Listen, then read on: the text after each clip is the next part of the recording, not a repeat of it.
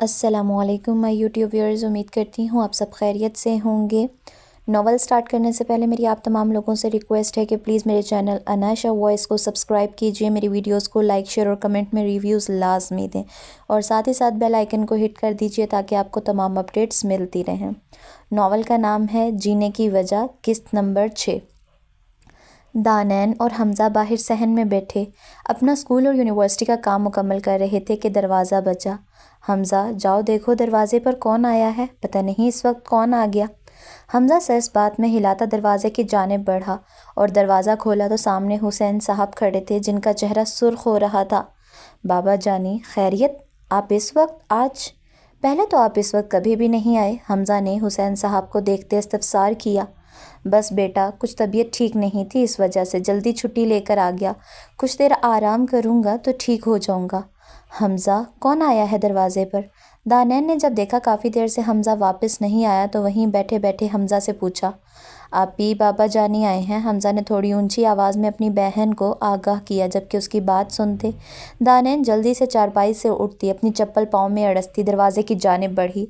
बाबा जान, खैरियत तो है? आपकी तबीयत ठीक है? आप इतनी जल्दी कैसे आ गए? अगर तबीयत ठीक नहीं है तो हम डॉक्टर के पास चलते हैं। दानैन जब हमज़ा और हुसैन साहब के करीब आए तो हुसैन साहब का चेहरा सुर्ख देखते सवालों की बौछार कर दी। बेटा, मैं बिल्कुल ठीक हूँ, बस आजकल काम का लोड ज़्यादा है, इस वजह से थोड़ी तबीयत बिगड़ गई है। अभी आराम करूँगा तो बिल्कुल ठीक हो जाऊँगा। आप दोनों को टेंशन लेने की ज़रूरत नहीं है और जो काम कर रहे थे आप लोग वो करें, मैं रेस्ट करता हूँ। बाबा जान, आप हमेशा ऐसे ही कहते हैं जब आपकी तबीयत ख़राब होती है। चले ना, हॉस्पिटल चलते हैं। हमज़ा ने अपने बाबा जान को राज़ी करने की कोशिश की, लेकिन हुसैन साहब अपने दोनों बच्चों को मुतमईन करते कमरे की जानिब बढ़ गए। महानूर आपी, आज दानैन नहीं आई, खैरियत तो है? एक लेक्चर गुजर जाने के बाद परीशे ने महानूर से इस्तफसार किया। हाँ, वो उसका मैसेज आया था कि उसके बाबा की तबीयत ठीक नहीं है तो आज वो छुट्टी करेगी। क्यों? दानैन के बाबा को क्या हुआ? परीशा अपनी आदत से मजबूर सवाल दर सवाल कर रही थी। यार परीशे, मुझे क्या पता, और अब अपना मुंह बंद कर लो। दानैन ने मुझे सिर्फ इतना ही बताया है कि उसके बाबा की तबीयत ठीक नहीं है, बाकी डिटेल्स उसने मुझे नहीं दी हैं, तो बराए मेहरबानी लेक्चर पर फोकस करो। महानूर, जो पहले ही दानैन के ना आने की वजह से चिड़चिड़ेपन का शिकार थी और अब मज़ीद कसर परीशा ने पूरी कर दी थी, इसलिए उसने परीशा को उखड़ लहजे में जवाब दिया। यार आप भी, मैं तो आपसे सिर्फ एक सवाल पूछ रही हूँ और आप मुझे आगे से ऐसे जवाब दे रही हैं जैसे कि मुझ पर कोई एहसान कर रही हूँ। परीशा को महानूर का अंदाज़ बिल्कुल अच्छा नहीं लगा था, इसलिए थोड़े नरूठेपन से कहा, अच्छा मेरी माँ, माफ़ कर दो मुझे अगर मैंने आपकी शान में कोई गुस्ताखी की है। महानूर ने बाकायदा अपने दोनों हाथ जोड़ते हुए परीशा से माजरत की और अपने लेक्चर की तरफ ध्यान देने लगी, जबकि महानूर के अंदाज देखते परीशा ने अपनी नाक चढ़ाई और लेक्चर की तरफ मुतवज्जा हुई। अभी ब्रेक का वक्त था। परीशा कैफेटेरिया गई हुई थी। जानान ने आज छुट्टी की थी, जबकि महानूर ग्राउंड में बैठी थी कि अचानक से उसके सामने कोई शख्स आकर बैठा। महानूर, जो अपने ख्यालों में गुम थी, नज़र सामने दौड़ाई तो उमर को बैठे पाया, जो उसी को मुस्कुरा कर देख रहा था। उमर, आप यहाँ क्या कर रहे हैं? मैंने आपसे कहा भी था कि आइंदा मेरे सामने मत आइएगा, तो फिर मैं वजह पूछ सकती हूँ कि आप यहाँ बैठने की। महानूर, जिसका आज दानैन के बगैर यूनिवर्सिटी में बिल्कुल दिल नहीं लग रहा था और ना ही किसी से बात करने का, इस वजह से हर एक को काट खाने को दौड़ रही थी। जी, क्योंकि आपने मुझे ये कहा था कि मैं आपके रास्ते में ना हूँ और इस वक्त तो आप बैठी हुई हैं, तो इस वजह से मैं आपके साथ आकर बैठ गया। उमर ने भी ढीठपन की आला मिसाल कायम करते हुए मुस्कुराहट पास करते महानूर को जवाब दिया, जबकि उमर के जवाब पर महानूर सुलग गई और अपना बैग समेटते वहाँ से खड़ी होने लगी कि अरे अरे महानूर, आप कहाँ जा रही हैं? मैं तो मजाक कर रहा था, असल में मुझे आपसे एक ज़रूरी बात करनी थी, इस वजह से मैं यहाँ आकर बैठा हूँ। लेकिन मुझे आपसे कोई ज़रूरी बात नहीं करनी, तो बराए मेहरबानी आप या तो यहाँ से उठ जाएं या फिर मुझे जाने दें। महानूर ने बदतमीज़ी से जवाब दिया, जबकि महानूर का जवाब सुनते उमर होंकों की तरह महानूर को देखने लगा कि अभी जो महानूर ने बात कही है वो इसी से कही है, क्योंकि लड़कियाँ उमर की एक नज़र की मुंतज़िर होती थीं और ये लड़की एक नज़र के बाद उसे देखना गवारा नहीं करती थी। मेरे ख्याल से तो आपका कोई इरादा नहीं है यहाँ से उठने का, इसीलिए मैं ही यहाँ से चली जाती हूँ। ये कहते ही महानूर बग़ैर दूसरी नज़र डाले और उमर की कोई बात सुने अपना बैग उठाती उस जगह से उठ गई थी। यार बड़ी टेढ़ी लड़की है। जा उमर, तूने भी कहाँ दिल लगा लिया। खैर अब क्या कर सकते हैं, दिल को भी तो अकेला नहीं छोड़ सकते। उमर ने जाती हुई महानूर की पुश्त पर नज़र डालते अपने आप से कहा और किसी गहरी सोच में डूब गया। ارے واہ سدرا، دیکھو تو صحیح، لگتا ہے آج سورج مشرق سے نہیں بلکہ مغرب سے نکلا ہے، ذرا دیکھ کر تو آؤ باہر۔ آمنہ بیگم نے ارشمان کو لاؤنج میں داخل ہوتے دیکھ اونچی آواز میں سدرا بیگم سے کہا، جو کچن میں کام کر رہی تھی۔ کیوں بھابھی، کیا ہوا؟ سدرا بیگم، جو آمنہ بیگم کی بات سنتے کچن سے باہر آتیں، ابھی اپنی بات مکمل کرتیں کہ ارشمان کو دیکھتے ان کی بات ان کے منہ میں ہی رہ گئی، جبکہ اپنی دونوں ممانیوں کے ری ایکشن دیکھتے ارشمان اپنی جگہ شرمندہ ہوا، لیکن پھر اپنی شرمندگی کو سائڈ پر کرتے ان دونوں سے پیار لینے کے لیے اپنا کندھا سامنے کیا۔ آمنہ اور سدرا بیگم نے مسکراتے ہوئے اس کے کندھے پر پیار کیا اور اسے بیٹھنے کے لیے کہا۔ ارشمان بیٹا، خیریت تو ہے؟ کہیں آپ کی یادداشت کا حصہ کہیں کھو تو نہیں گیا، جو آپ راستہ بھول کر ہمارے گھر تشریف لائے ہیں؟ سدرا بیگم نے مسکراتے ہوئے ارشمان کو ٹونٹ کیا۔ وہ بس مومانی جان، میں یہاں سے گزر رہا تھا تو میں نے سوچا آپ لوگوں سے ملتا جاؤں۔ اچھا، چلو آپ یہاں بیٹھو، ہم آپ کے لیے کھانے کا انتظام کرتے ہیں، تھوڑی ہی دیر تک راہیم اور ازلان بھی آ جائیں گے۔ آمنہ اور سدرا بیگم ارشمان سے کہتی کچن کا رخ کر گئیں، جبکہ ارشمان اس وقت لاؤنج میں بیٹھا LCD پر نیوز چینل سرچ کر رہا تھا کہ اچانک سے اس کے کانوں میں ماما کی پکار کی ایک میٹھی سی آواز گونجی۔ جانان، جس نے آج یونیورسٹی سے چھٹی کی تھی کیونکہ اس کی طبیعت کچھ ٹھیک نہیں تھی، ابھی بھوک لگنے کی وجہ سے وہ اپنے کمرے سے نیچے آئی تھی اور اپنے ماما کو پکار رہی تھی۔ اسے نہیں معلوم تھا کہ شاہ ہاؤس میں ارشمان اس وقت موجود ہے، نہیں تو وہ غلطی سے بھی ادھر کا رخ نہ کرتی۔ سدرا بیگم جانان کی آواز سنتے کچن سے باہر آئیں اور اس سے استفسار کیا کہ وہ انہیں کیوں بلا رہی تھی۔ ماما، مجھے بہت بھوک لگ رہی ہے، اگر کچھ پڑا ہے تو پلیز مجھے دے دیں، اور اگر نہیں پڑا تو مجھے جلدی سے نوڈلز بنا دیں، میرا کچھ چٹپٹا کھانے کو دل کر رہا ہے۔ جانان نے معصومیت سے اپنی ماں کو اپنی بھوک کے بارے میں بتایا۔ بیٹا، آپ کی طبیعت ٹھیک نہیں ہے اور پھر آپ نوڈلز کھانے کا کہہ رہی ہیں، آپ تھوڑی دیر ارشمان بیٹا کے ساتھ بیٹھیں، میں آپ کے لیے سوپ بنا کر لاتی ہوں۔ جبکہ سدرا بیگم کی بات سنتے جانان صرف ارشمان کا نام ہی سن پائی، اس کے بعد اس کی سماعتوں سے کوئی لفظ نہیں ٹکرایا اور وہ جہاں تھی وہیں بت بن کر کھڑی ہو گئی۔ جانان کو اس طرح سے بت بنا کھڑا دیکھ کر سدرا بیگم نے اس کو ارشمان کی طرف متوجہ کیا، جبکہ سدرا بیگم کے حکم پر جانان نے فوراً سے اپنا رخ موڑا اور سیدھا اس کی نظریں ارشمان کے وجود سے ٹکرائیں، جبکہ جانان کو رخ موڑتے دیکھ سدرا بیگم نے دوبارہ سے کچن کا رخ کیا۔ اس سے پہلے جانان اپنے کمرے کی طرف بھاگتی ارشمان، جس کی مکمل توجہ جانان کی طرف ہی تھی، اسے مخاطب کیا۔ لگتا ہے آپ کے گھر میں رواج نہیں ہے کہ آئے ہوئے مہمان کی عزت کریں، عزت تو دور کی بات ہے، سلام دعا ہی کر لیں۔ جانان کے انداز کو دیکھتے ہوئے ارشمان، جو پہلے ہی بدلے کی آگ میں جل رہا تھا، مزید جانان کی طرف سے بدگمان ہوا۔ اس کی نظر میں جانان اسے ایٹیٹیوڈ دکھا رہی تھی۔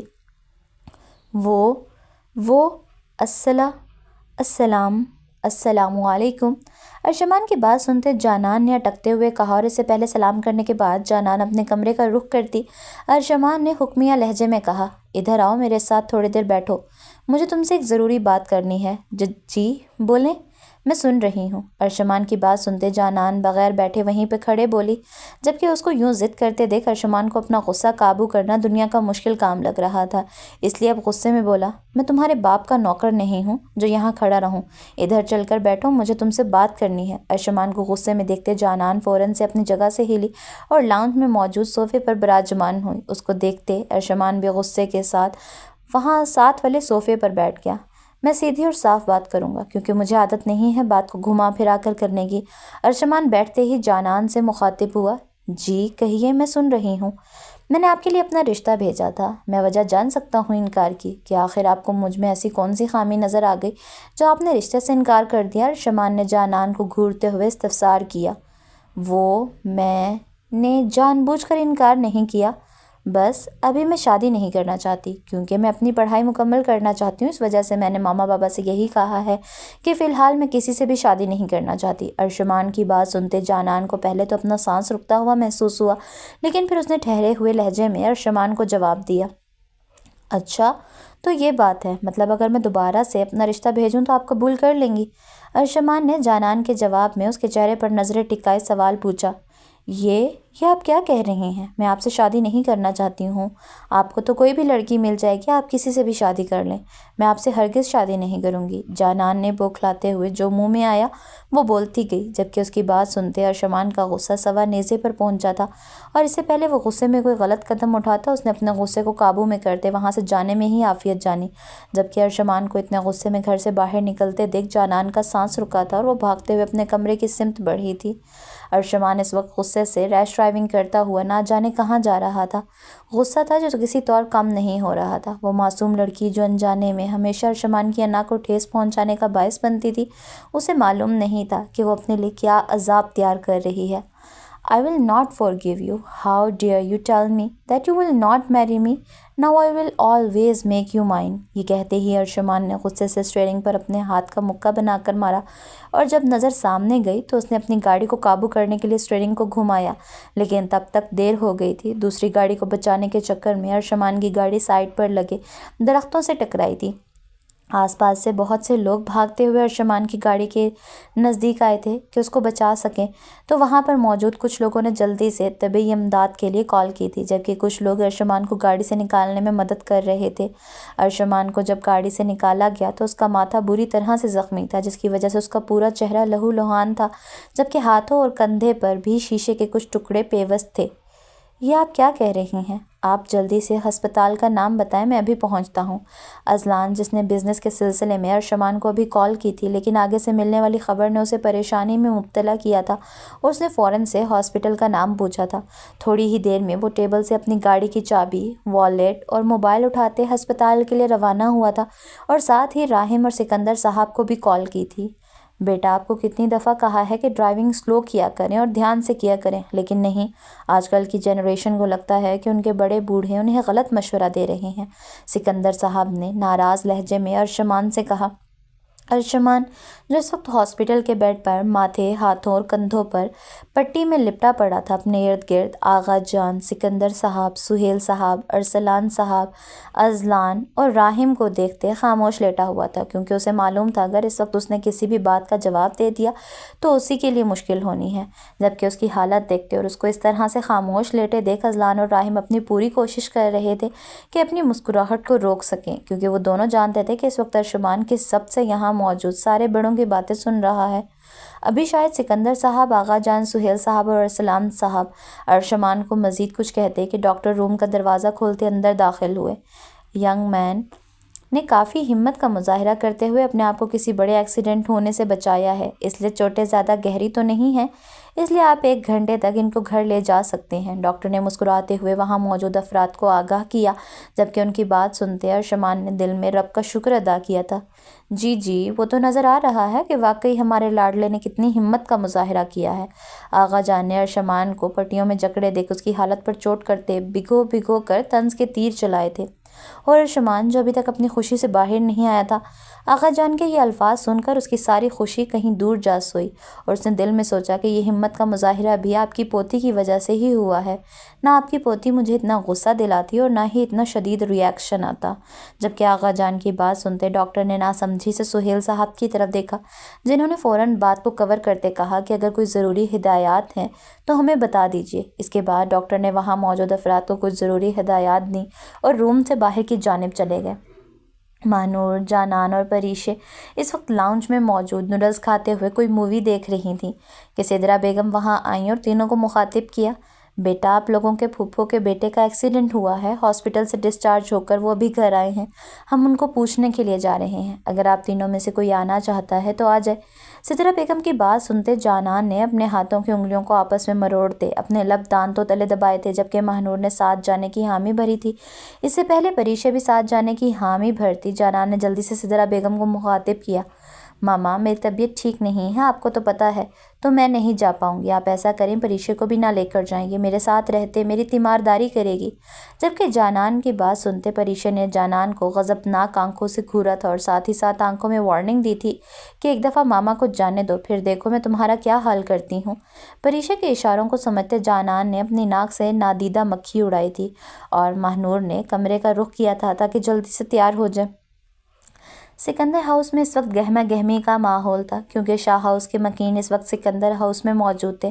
وہ ارشمان کی خیریت دریافت کرنے آئے تھے، اور اس وقت سب ڈائننگ ٹیبل پر بیٹھے رات کا کھانا کھا رہے تھے۔ سکندر، تم نے ارشمان سے پوچھا کہ اس کا ایکسیڈنٹ کیسے ہوا؟ سہیل صاحب نے سکندر صاحب سے استفسار کیا۔ بھائی صاحب، پوچھنے کی تو پوری کوشش کی تھی، لیکن آپ کو پتہ تو ہے میری ڈھیٹ اولاد کا، مجال ہے کسی بات کا سیدھا جواب دے دے۔ سکندر صاحب نے سنجیدہ لہجے میں سہیل صاحب کو جواب دیا، جبکہ سکندر صاحب کی بات سنتے آغا جان کے ماتھے پر بل نمودار ہوئے تھے۔ برخوردار تم اس کے باپ ہو یا وہ تمہارا باپ ہے؟ ایسے کیسے اس نے تمہیں سیدھی بات نہیں بتائی؟ ذرا باپ والے لہجے میں پوچھتے تو میں بھی دیکھتا وہ کیسے نہیں بتاتا۔ آغا جان نے افسوس کرتے سکندر صاحب سے کہا، وجاہت میاں، خیر سے ہمارا ارشمان راہم کا ہی بھائی ہے، اگر آپ کسی بات کا سیدھا جواب راہم سے نکلوا سکتے ہیں تو ہمیں ضرور بتائیے گا، ہم وہی طریقہ اپناتے ہوئے ارشمان پر بھی لاگو کریں گے۔ آغا جان کی بات کا جواب دادی جان نے دیا تھا، جبکہ ان کی بات سنتے حورین اور مہنور کے چہرے پر مسکراہٹ نمودار ہوئی تھی۔ خیر اماں جان، راہم کی تو آپ بات ہی نہ کریں، وہ ہمارے ارشمان سے 2 ہاتھ آگے ہے، یہ تو پھر بھی آپ لوگوں کی سن لیتا ہے۔ راہم اپنی مرضی کا مالک ہے، اس کے سامنے کسی کی نہیں چلتی، نہ اس کو کسی بڑے چھوٹے کا لحاظ ہے۔ آمنہ بیگم نے جلے بھونے انداز میں اپنے بیٹے کے گن گنوائے۔ بہو بیگم؟ آغا جان نے کڑے تیوروں سے آمنہ بیگم کی طرف دیکھا۔ بھلا ایسا کہاں ممکن تھا کہ آغا جان کے سامنے کوئی ان کے لاڈلے پوتے کی برائی کرے؟ اسی طرح ہلکی پھلکی گفتگو میں رات کا کھانا کھایا گیا اور اس کے بعد چائے کا دور چلا۔ رات 9 بجے کا وقت تھا۔ حمزہ اور دانین باہر صحن میں بیٹھے لڈو کھیل رہے تھے کہ انہیں کسی چیز کے گرنے کی آواز آئی۔ دانین حمزہ کو وہیں بیٹھے رہنے اور چٹنگ نہ کرنے کی تاکید کرتے جہاں سے آواز آئی تھی وہاں کا رخ کر گئی، لیکن وہاں پہنچتے ہی دانین کو اپنے قدموں کے نیچے سے زمین نکلتی محسوس ہوئی، کیونکہ سامنے ہی حسین صاحب زمین پر گرے ہوئے تھے۔ بابا جانی، بابا جانی! دانین چیختی ہوئی جلدی سے حسین صاحب کی طرف بڑھی، جبکہ دانین کی آواز سنتے حمزہ جو وہیں بیٹھا ہوا تھا بھاگتا ہوا کچن کی سمت آیا اور سامنے حسین صاحب کو اس طرح گرے دیکھ کر اس کی حالت بھی دانین سے مختلف نہ تھی، لیکن پھر اس نے اپنے آپ کو سنبھالا، کیونکہ اسے پتہ تھا اگر اس سچویشن میں اس نے اپنے آپ کو نہ سنبھالا تو حالات بگڑ سکتے ہیں۔ اسے جلدی سے حسین صاحب کو سیدھا کرتے ان کے منہ پر پانی کی چھینٹیں مارے، لیکن اس سے بھی کوئی فرق نہیں پڑا تو دانین کو ہدایت کرتا کہ وہ جلدی سے اپنی چادر اوڑھے باہر کی جانب بھاگا تھا تاکہ کوئی آٹو کروا سکے۔ دانین اور حمزہ اس وقت پریشانی سے ICU کے سامنے دیوار سے ٹیک لگائے کھڑے تھے۔ دانین کی تو آنکھیں رو رو کر سوج گئی تھیں، جبکہ حمزہ تکلیف میں ہونے کے باوجود اپنی بہن کا سہارا بنے اسے اپنی باہوں کے حصار میں لیے کھڑا تھا اور اسے تسلی دے رہا تھا کہ حسین صاحب کو کچھ نہیں ہوگا۔ تھوڑی ہی دیر بعد ڈاکٹر ICU سے باہر آئے اور دانین اور حمزہ کے نزدیک بڑھے، جبکہ ڈاکٹر صاحب کو باہر نکلتے دیکھ حمزہ اور دانین جلدی سے سیدھے ہوتے ڈاکٹر کی جانب متوجہ ہوئے۔ سر، کوئی پریشانی والی بات تو نہیں ہے نا؟ میرے بابا ٹھیک تو ہو جائیں گے نا؟ کوئی زیادہ بڑا مسئلہ تو نہیں ہے؟ دانین نے یکے بعد دیگرے بنا سانس لیے کئی سوال ڈاکٹر سے ایک ساتھ پوچھے، جبکہ ان دونوں بچوں کی حالت دیکھتے ڈاکٹر کو ان معصوم بچوں پر ترس آیا، لیکن موجودہ حالت بھی بتانی ضروری تھی، اس لیے ڈاکٹر نے اپنے لفظوں کو ترتیب دیتے ہوئے دانین اور حمزہ کے سروں پر چھت گرائی تھی۔ دیکھیں بیٹا، میری بات تحمل سے سنیے گا، آپ کے والد محترم کو میجر ہارٹ اٹیک آیا ہے، اس لیے جلد از جلد ان کا آپریشن کرنا پڑے گا۔ چونکہ آپ لوگ جانتے ہیں کہ یہ ایک پرائیویٹ ہاسپٹل ہے، اس لیے پیمنٹ آپ لوگوں کو پہلے کروانی پڑے گی۔ ڈاکٹر کی بات سنتے دانین کے آنسوؤں میں روانی آئی تھی اور وہ حمزہ کے سینے میں منہ چھپائے رونے لگی تھی۔ حمزہ نے دانین کو سہارا دیتے اپنی باہوں کا حصار مزید مضبوط کیا تھا اور ڈاکٹر سے سوال کیا کہ کتنے پیسوں کی ضرورت ہے۔ ڈاکٹر نے ترس کھاتی نظروں سے اس معصوم بچے کو دیکھا تھا جو اتنی بڑی پریشانی میں بھی اپنی بہن کی ڈھال بنتے مضبوط کھڑا تھا۔ 20 لاکھ، اور یہ رقم آپ کو جلد سے جلد ہسپتال میں جمع کروانی ہے تاکہ ہم آپ کے والد کا آپریشن شروع کر سکیں۔ ڈاکٹر یہ کہتا وہاں سے چلا گیا تھا، جبکہ پیچھے دانین اور حمزہ یہ سوچ رہے تھے کہ وہ اتنے پیسوں کا انتظام کیسے کریں گے، کیونکہ حسین صاحب کے پاس صرف 5 لاکھ کی سیونگز تھی۔ حمزہ، ہم اتنے پیسے کہاں سے لائیں گے؟ بابا جانی کے پاس تو صرف 5 لاکھ کی سیونگز ہیں، کچھ پیسے گھر پڑے ہیں جو کہ صرف 50,000 ہیں، تو کل ملا کر ہمارے پاس 5.5 لاکھ ہیں، ہم باقی پیسوں کا انتظام کہاں سے کریں گے؟ آپ پریشان نہ ہوں، اللہ تعالیٰ ہماری مدد کریں گے، میں کچھ کرتا ہوں، آپ چلیں میرے ساتھ، میں آپ کو گھر چھوڑ دیتا ہوں کیونکہ اس وقت آپ کا یہاں ٹھہرنا کچھ مناسب نہیں ہے۔ نہیں حمزہ، میں کہیں نہیں جاؤں گی، میں یہیں بابا جانی کے پاس رہوں گی، تم جاؤ اور جلدی سے پیسوں کا انتظام کر کے لاؤ، بلکہ ایسا کرو میرے پاس کچھ گولڈ کی جیولری پڑی ہے، تم اس جیولری کو بیچ دو۔ آپ کا دماغ تو ٹھیک ہے؟ آپ یہ کیا بات کر رہی ہیں؟ بابا جانی نے اتنے پیار سے آپ کو وہ چین اور ٹاپس بنوا کر دیے ہیں، میں ان کو ہرگز نہیں بیچوں گا، چاہے کچھ بھی ہو جائے۔ حمزہ، میرے لیے اس جیولری سے زیادہ اہم بابا جانی کی زندگی ہے، تو اب تم کوئی بحث نہیں کرو گے، جاؤ گھر اور وہ جیولری لے کر بیچ دو۔ اگر میں وہ جیولری بیچ بھی دوں پھر بھی وہ 1.5 لاکھ کی ہوگی، اس سے زیادہ کی نہیں ہے۔ हाँ तो तुम ऐसा करो, गाड़ी बेच दो, वैसे भी हमारे मोहल्ले के अंकल जमाल वो हमारी गाड़ी लेना चाहते थे, तो तुम उनसे बात करो, वो ज़रूर ये गाड़ी ले लेंगे और हमारी मजबूरी को भी समझेंगे। आप ही वो हमारी मजबूरी का सिर्फ फ़ायदा उठाएंगे और वो असल कीमत से आधी कीमत लगाएंगे गाड़ी की। हमज़ा, ये वक्त इन सब बातों को सोचने का नहीं है, मेरी बात समझो, कुछ ना होने से कुछ होना बेहतर है, इसलिए जाओ और जल्दी से मेरी ज्वेलरी और गाड़ी बेचकर पैसों का इंतज़ाम करो। दानैन की बात सुनते हमज़ा दानैन को वहीं हॉस्पिटल के कॉरिडोर में छोड़ते जल्दी से बाहर की जानिब बढ़ा ताकि पैसों का इंतज़ाम कर सके। रात से सुबह हो गई थी लेकिन दानैन अभी तक वहीं कॉरिडोर में बैठी हुई थी जब उसे हमज़ा अपनी तरफ आता दिखाई दिया। हमज़ा, पैसों का इंतज़ाम हुआ? दानैन ने जल्दी से हमज़ा से सवाल किया। आप ही सिर्फ 15 लाख का इंतज़ाम ही हो सका है, 5 लाख अभी भी कम है। क्यों, गाड़ी कितने में बेची तुमने? दानैन ने हैरान होते हमज़ा से पूछा, क्योंकि उसके मुताबिक गाड़ी की कीमत तकरीबन 15 या 16 लाख थी। लेकिन हमज़ा के मुंह से सुनते कि वो कुल मिलाकर इतने पैसों का इंतज़ाम करके लाया है, दानैन का हैरान होना बनता था। आप भी, अब मैं आपको क्या बताऊं, अंकल जमाल ने गाड़ी के पैसे ही इतने कम लगाए थे, तो अब मैं क्या करता। और अंकल जमाल के अलावा उस गाड़ी का रातों रात तो मुझे का हक मिलने से रहा। उन्होंने गाड़ी के मुझे सिर्फ 9 लाख ही दिए हैं, 1.5 लाख की आपकी ज्वेलरी बेची है और बाकी 5 लाख बैंक से निकलवा कर आया हूँ, तो कुल मिलाकर मेरे पास इस वक्त 15.5 लाख हैं। बाकी के 4.5 लाख मैं कहाँ से लाऊं? मोहल्ले में भी लोगों से कहा तो सबने यही कहा कि आजकल 3 वक्त की रोटी ही हम खा लें तो गनीमत है। हमज़ा, तुम ऐसा करो, बाबा जानी जहाँ काम करते हैं उस कंपनी के मैनेजर या ओनर से जाकर बात करो, क्या पता वही हमारी मदद कर दें। दानैन ने कुछ देर सोचने के बाद हमज़ा को तजवीज़ पेश की। ठीक है, आप भी, मैं जाकर बात करता हूँ। आप इतनी देर में ये पैसे रिसेप्शन पर जमा करवाएं और उनसे कहें बाबा का ऑपरेशन शुरू करें, बाकी की रकम हम अदा कर देंगे। हमज़ा की बात सुनते दानैन ने इस बात में सर हिलाया और हमज़ा दानैन को पैसे पकड़ाता हॉस्पिटल से बाहर कर रुख कर गया।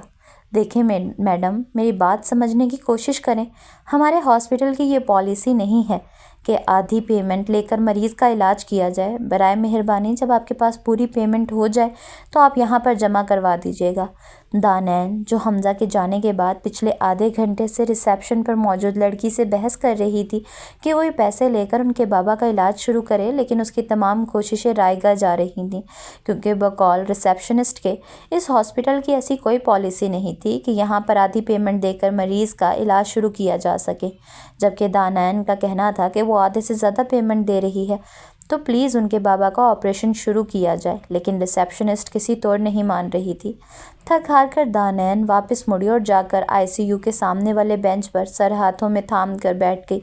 सर, आपसे मिलने हसन साहब के बेटे आए हैं, वो आपसे कोई ज़रूरी बात करना चाहते हैं। राहिम इस वक्त अपने ऑफिस के कैबिन में मौजूद कुछ फाइल्स का मुताला कर रहा था कि इंटरकॉम पर उसके मैनेजर ने उसे आगाह किया।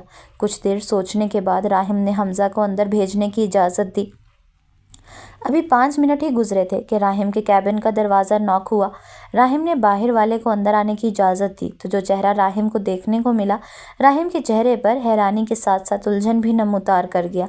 इससे पहले हमज़ा राहिम के एक्सप्रेशन समझ पाता, राहिम ने जल्दी से अपने आप को नॉर्मल करते हुए हमज़ा से रूखे अंदाज में यहाँ आने की वजह पूछी। जी फरमाइए, ऐसा कौन सा ज़रूरी काम था आपको जो आपको यहाँ आना पड़ा? सर, असल में मेरे बाबा जानी को हार्ट अटैक आया है, इसके लिए हमें कुछ पैसों की ज़रूरत है, तो आप हमें कुछ पैसे एज अ लोन दे दें, इंशाल्लाह हम जल्द आपके पैसे लौटा देंगे। हमज़ा ने मासूमियत से राहिम के सामने अपना मुद्दा बयान किया, जबकि हमज़ा के चेहरे पर मौजूद मासूमियत और उसके लबो लहजे को देखते हुए एक पल राहिम को ऐसा लगा जैसे वो माजी में जो कुछ सोचता रहा है वो गलत है, लेकिन फिर साथ ही उसने ये सोच कर अपनी पहली सोच को झटक दिया कि लोग मासूमियत के लबादे में बुरे से बुरा काम भी कर जाते हैं। इसलिए अपनी अना को तस्कीन पहुँचाने के लिए राहिम ने हमज़ा को पैसे देने से इनकार कर दिया। देखें मिस्टर XYZ, आप जो भी हैं, मैंने कोई चैरिटी होम नहीं खोला हुआ जो मैं हर एक को पैसे देता रहूं। So please you may go now. Rahim सफाक इंसान का मुजस्मा बने हमज़ा को जवाब देता अपनी फाइल्स को देखने लगा जैसे इससे ज़रूरी काम ही ना हो और उसके सामने कोई इंसान नहीं बल्कि कोई हकीर चीज़ हो जिस पर वो दूसरी नज़र भी डालना गुनाह समझता हो। राहिम का एटीट्यूड देखते हमज़ा बिना एक लफ्ज़ कहे राहिम के कैबिन से निकलता चला गया। یہاں ہوتی ہے ہماری آج کی ایپیسوڈ کا اختتام۔ امید کرتی ہوں کہ آپ کو آج کی ایپیسوڈ پسند آئی ہوگی۔ ساتھ ہی ساتھ میری آپ تمام لوگوں سے ریکویسٹ ہے کہ پلیز اس طرح کے اچھے اچھے ناولز پڑھنے کے لیے میرے چینل اناشا وائس کو سبسکرائب کیجیے۔ میری ویڈیوز کو لائک، شیئر اور کمنٹ میں ریویوز لازمی دیں۔ ساتھ ہی ساتھ میں آپ کو بتاتی چلوں کہ اس ناول کی نیکسٹ ایپیسوڈ اب میں تب اپلوڈ کروں گی جب میرے 550 سبسکرائبرز مکمل ہو جائیں گے۔ پچھلی ایپیسوڈ میں بھی میں نے یہی کہا تھا، لیکن پھر اتنا لمبا گیپ آ گیا، اس وجہ سے میں نے آج یہ ایپیسوڈ اپلوڈ کر رہی ہوں۔ تو میں امید کرتی ہوں کہ آپ سب لوگ مجھے سپورٹ کریں گے۔ انشاءاللہ جلد ملیں گے اسی ناول کی نیکسٹ ایپیسوڈ کے ساتھ۔ تب تک کے لیے اللہ حافظ۔